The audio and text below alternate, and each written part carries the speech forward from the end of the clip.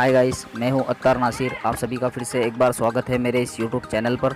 दोस्तों, अभी हम लोगों ने वागन गेट को से राइट टर्न लिया है और हम लोग यहां पर वाटरफॉल ढूंढ रहे हैं कि किस तरफ है, क्योंकि हम लोग इससे पहले कभी यहां पर आए नहीं है।